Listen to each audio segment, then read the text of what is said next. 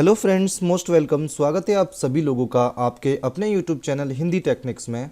दोस्तों, आज हम बात करने वाले हैं सहज जनसेवा केंद्र के बारे में। जैसा कि आप सभी को पता है कि सहज एक कंपनी है जो जनसेवा केंद्र प्रोवाइड कराती है और ई डिस्ट्रिक्ट आईडी प्रोवाइड कराती है। अभी अभी पिछले महीने दोस्तों सभी जनसेवा केंद्रों के जो टेंडर थे वो फिनिश हुए थे और नए टेंडर उठे थे। तो दोस्तों, किसी डिस्ट्रिक्ट में सहज ने इसका टेंडर लिया है, किसी में वेमटेक ने लिया है, किसी में सीएससी ने लिया है।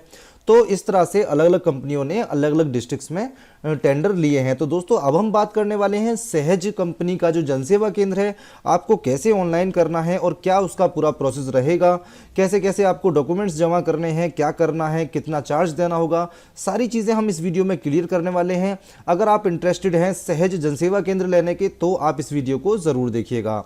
तो चलिए फ्रेंड्स, वीडियो को स्टार्ट करते हैं। स्टार्ट करने से पहले आप सभी लोगों से छोटी सी रिक्वेस्ट है, हमारा वीडियो आपको अच्छा लगे तो प्लीज़ लाइक करना, शेयर करना और हमारे यूट्यूब चैनल पर अगर पहली बार आए हैं तो चैनल को सब्सक्राइब करने के बाद ये रेड सर्कल में जो बेल आइकन का बटन दिख रहा है इसको प्रेस करना ना भूलें, जिससे कि हम कोई भी नया वीडियो अपलोड करें उसका नोटिफिकेशन आपको मिल जाए।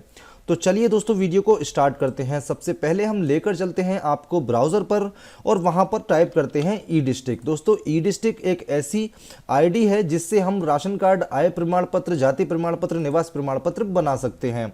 तो ये ई डिस्ट्रिक्ट कुछ कंपनियां होती हैं जो प्रोवाइड कराती हैं। हम बात करने वाले हैं सहज के बारे में।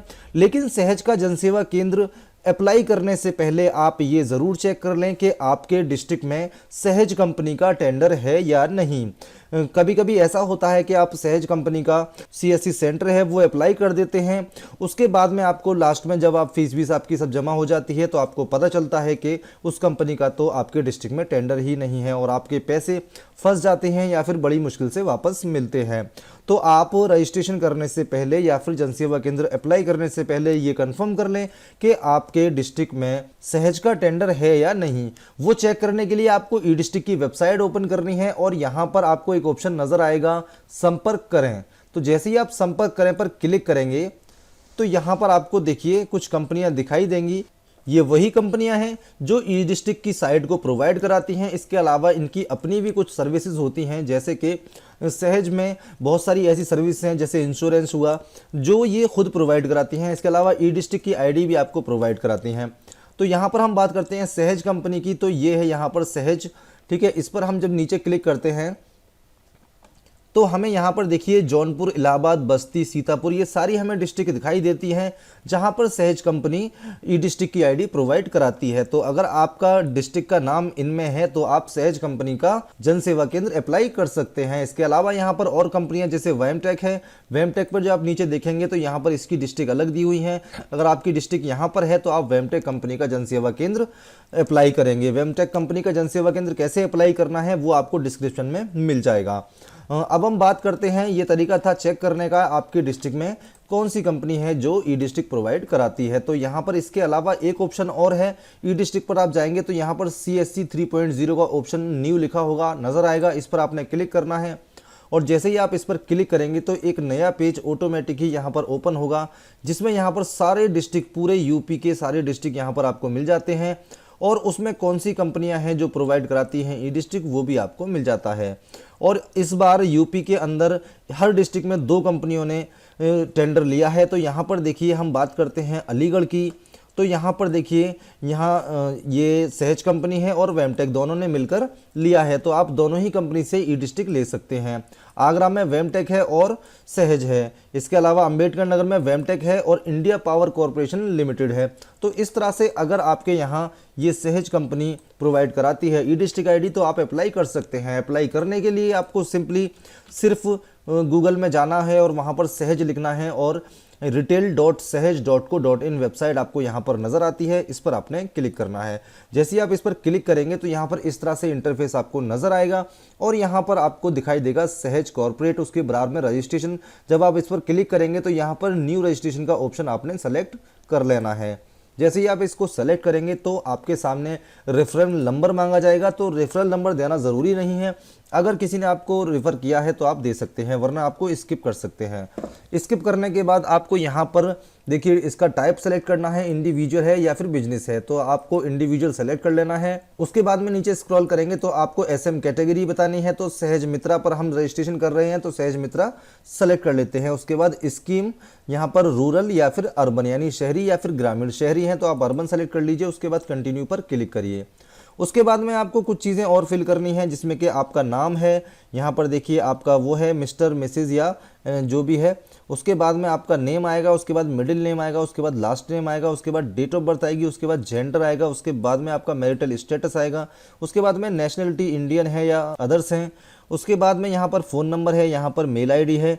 तो यहाँ पर देखिए फ़ोन नंबर और मेल आईडी एंटर करने के बाद आपको वेरीफाई करना होता है। जैसे कि हम यहाँ पर फ़ोन नंबर एंटर करते हैं और यहाँ पर फ़ोन नंबर एंटर करने के बाद वेरीफाई मोबाइल पर क्लिक करते हैं तो हमारा एक ओटीपी जाता है, जो ओटीपी हमें यहाँ पर एंटर करना होता है तो ये वेरीफाई हो जाएगा। उसके बाद में मेल आईडी है हमारी, यहाँ पर वेरीफाई ईमेल पर क्लिक करेंगे तो ओटीपी हमारी मेल आईडी पर जाएगा, वो हमको यहाँ पर एंटर करना है और ये वेरीफाई हो जाती है। उसके बाद में गार्जियन नेम यहाँ पर लिखना है, उनका फर्स्ट नेम, उनका मिडिल नेम, उनका लास्ट नेम। उसके बाद में रिलेशनशिप गार्जियन के साथ, अगर आप फादर का लिख रहे हैं तो फादर, मदर का लिख रहे हैं तो मदर, अगर हस्बैंड का लिख रहे हैं तो यहाँ पर स्पाउस सेलेक्ट कर सकते हैं। ये पूरा पेज जब आप फिल कर लेंगे तो सेव एंड कंटिन्यू पर आपको क्लिक करना है। उससे पहले मैं इस पेज को फिल कर लेता हूं। देखिए मैंने सारी चीज़ों को यहाँ पर फिल कर लिया है। उसके बाद में मैं सेव एंड कंटिन्यू पर क्लिक करता हूँ। जैसे ही मैं सेव एंड कंटिन्यू पर क्लिक करूँगा अगला पेज इसका ओपन हो जाता है, जो कि एड्रेस का सेक्शन होता है।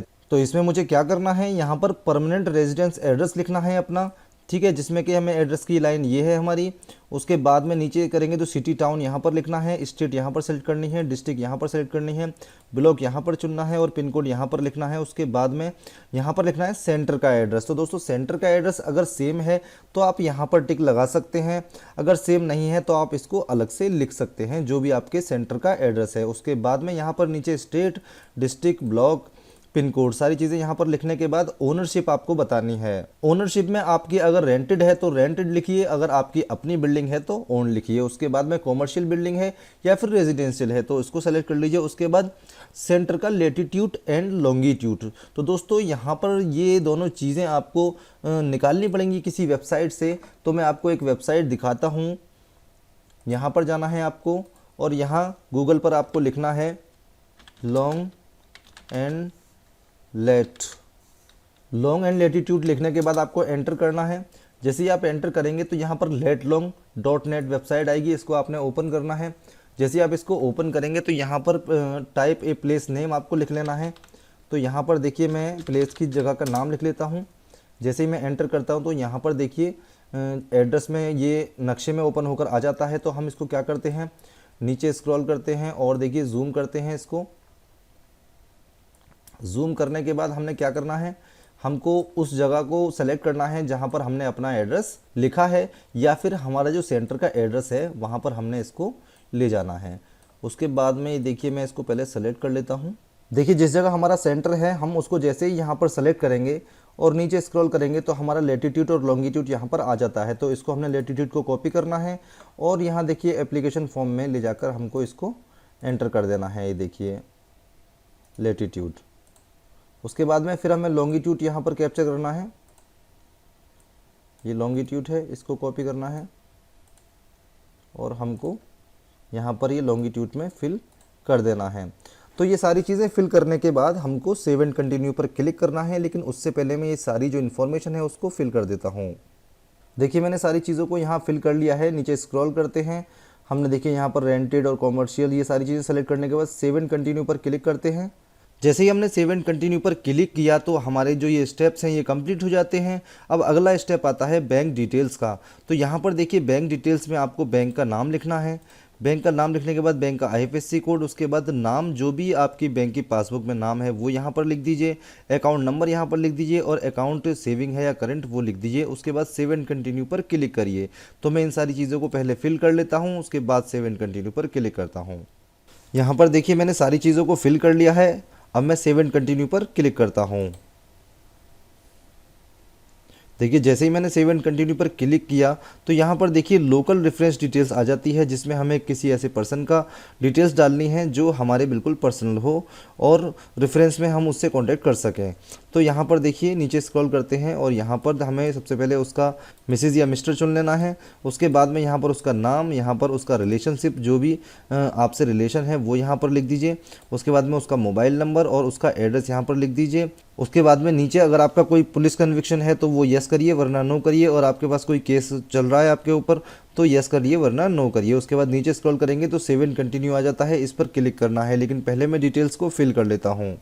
देखिए मैंने यहाँ सारी डिटेल्स को फिल कर लिया है। अब मैं नीचे स्क्रॉल करता हूँ और सेव एंड कंटिन्यू पर क्लिक करता हूँ।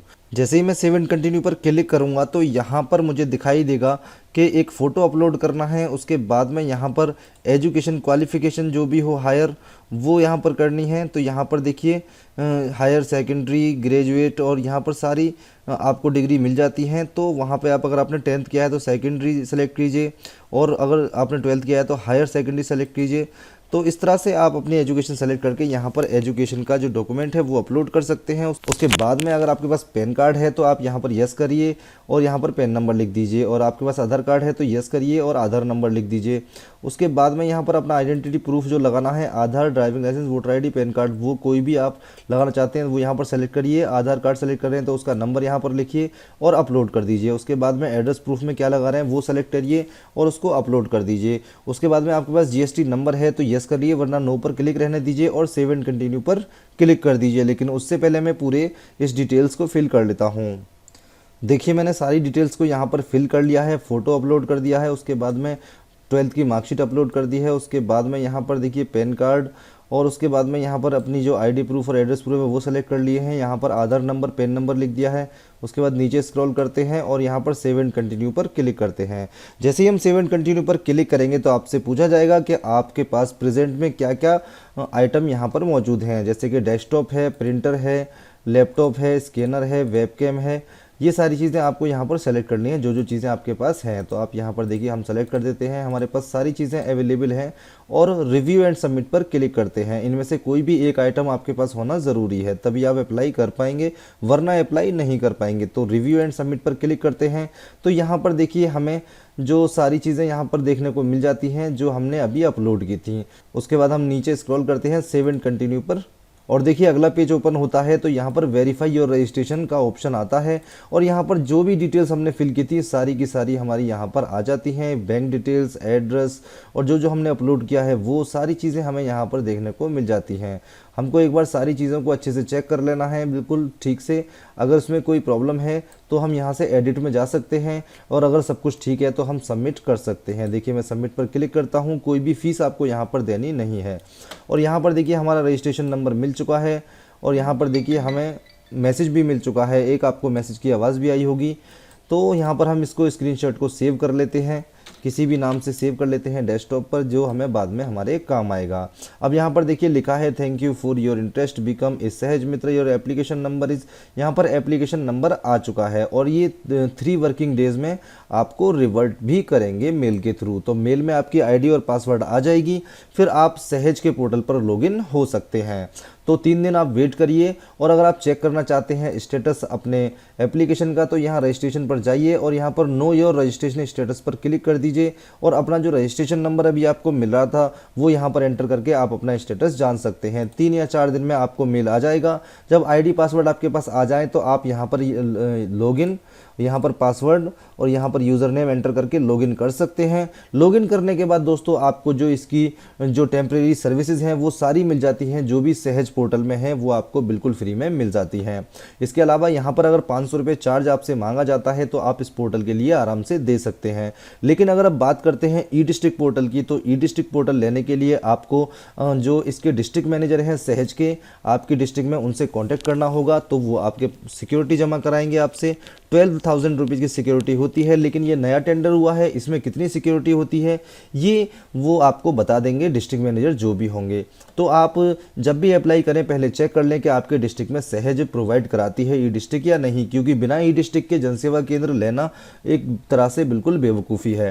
तो यहाँ पर जब ई डिस्ट्रिक्ट आपको मिल जाएगी सिक्योरिटी जमा करके, उसके बाद में आपका सहज का पोर्टल और ई डिस्ट्रिक्ट दोनों से आप जन सेवा केंद्र चला सकते हैं और इस तरह से बहुत ही आसानी के साथ आप अप्लाई कर सकते हैं घर बैठे जन सेवा केंद्र। तो इस तरह से हम अप्लाई कर सकते हैं जन सेवा केंद्र। कोई क्वेरी हो तो कमेंट सेक्शन में ज़रूर आइएगा। ओके फ्रेंड्स, हमारा वीडियो सिर्फ यहीं तक था। मिलते हैं फिर से एक नए वीडियो के साथ, तब तक के लिए बाय।